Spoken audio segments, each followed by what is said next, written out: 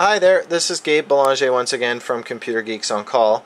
The reason that I'm creating this video is to help people just plug stuff in. So the first thing I'll do is look at the computer on the right. You'll see a purple cable at the top, and that's this one here. This is for your keyboard. It's circular in shape. They call that PS2. The next circular PS2 is for your mouse, and that is where those are plugged in. A special note about the PS2 ports, those two circular ones, is that you should not unplug or plug those in when the power is on. You must turn the computer off completely, then you can unplug or plug those in. I wrecked 2 mice doing that a long time ago. So the next thing on the right side is this port here, which is not really in use very much. And then we do have this port, your video port. That's what's called VGA, and if I plug it in, I get my video back. So that is for your display. Right underneath, can't see too well, but right underneath these rectangular shaped items are USB. Now if your mouse does not look like the circular, or your keyboard does not look like the circular at the top, it may be USB, so you can plug those in. And you don't have to be as concerned with plugging them in or unplugging them when the power is on and off. There is a process to go through in Windows, but that standard was designed to be plugged in and unplugged with the power on. You just kind of have to go through the little procedure to stop the devices. So those are USB ports. They're mostly for mice, keyboard, printers, digital cameras, all kinds of stuff. This other part, it looks like a big phone cord, is a network cable. This allows you to get on the internet. Normally this cable that you plug in and it kind of snaps in.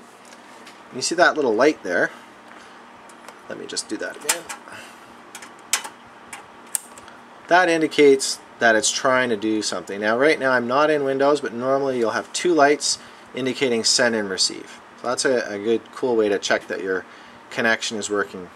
So that's your internet or your network cable going into your network adapter on your computer. Finally, this section. This is very cryptic and very difficult for most people. Now, the green is the most important. That is for your speaker. Okay? And the pink to the left is for the microphone.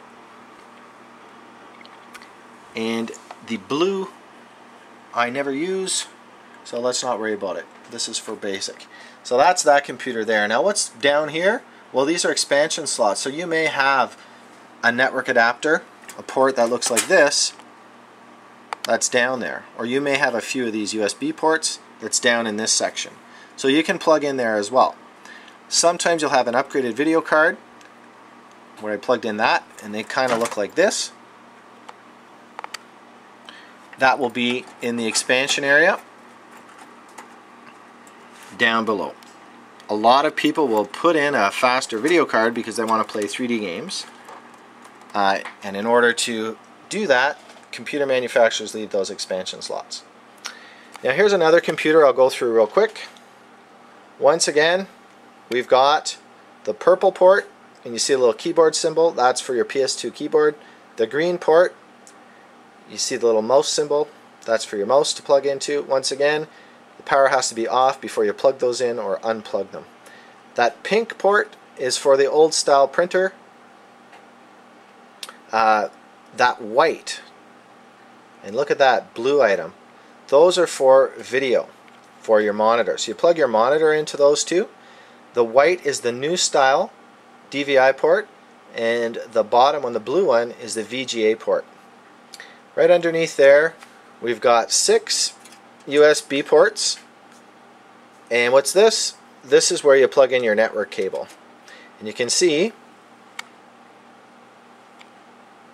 you can see there are 2 lights there for send and receive.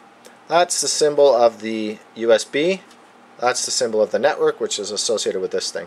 It's kind of like a big phone cord port. And then again, we have the green where you plug your speakers in. And, of course, the power. So if you're looking to plug your computer in, this should be a good guideline.